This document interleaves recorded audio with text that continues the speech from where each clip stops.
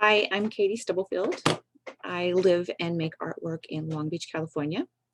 I have a BFA from Middle Tennessee State University in Murfreesboro, Tennessee, and I have an MFA from California State University, Long Beach.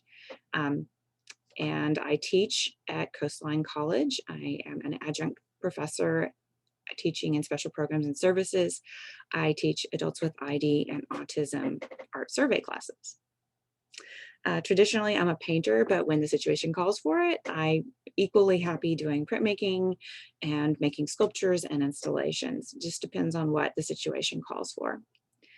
Often my work rotation is seasonal. I have a really amazing studio that's in an old refurbished warehouse, and in the middle of summer, it is broiling hot, and in the middle of winter, it's bone cold. The rest of the year, I'm in there painting. But when that's going on, I go do stuff elsewhere.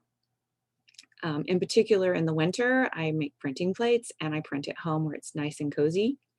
And in the summer, I make plates and I go down to Coastline College and I print on the presses there. Very much enjoy that. Generally, in my work, I've been exploring change. I examine order, chaos, and entropy. I love crazy weather patterns. I'm infatuated with all of their irregularities, and I create my imagery from what's left over. So I make what I think of as forensic photography of places. So I've been traveling to the sites of a lot of different, I guess you'd call them disaster areas, tornadoes, hurricanes, flood zones, fire zones, freeze zones, earthquakes. I go to all of them and take images to inspire my work. When I can't go, I often will ask my friends or people in the area if they can provide me with photography and documentation of events. The work that I'm presenting here is a series of kind of nostalgic works that I'm making about my childhood memories.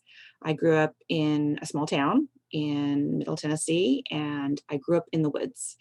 And I spent most of my childhood wandering around those woods. These works that I'm showing, there's two different sets. The first set is called Thickets, and they're a woodcut print set inspired by winter storm damage. I made 8 printing plates for this project. I drew on site the storm damage on the plates that I actually got from a local place that actually planed tulip poplars from that forest. There are 24 single edition prints that make up the set. They are layered in thoughtful order. I think there's 8 plates that I worked with. And I did press them at Coastline College using water-based inks on magnolia paper. The second set I'm working on right now, I'm doing them at home where it's nice and warm, is a set of works inspired by springtime and my optimism about the vaccine and the pandemic becoming less prevalent. These prints are literal woodcuts. I collected physical branches from the woods in the spring. So these are branches that don't have leaves on them yet. All they have is buds. I pruned the collection. I pressed and sanded and carved them up and mounted them so that I could print them. I ended up with a total of 8 calligraphic plates, and I used them to create patterns on my printing paper that resemble the canopies of the woods that I'm familiar with the branches, budding branches reaching upward and creating a canopy overhead. The title of this is Coming to Life Again Like April, and it's from a selection of text by Thomas Wolfe's You Can't Go Home Again. And it celebrates the reassurance of a pending springtime, my optimism. And as a closing here, I'm going to read it.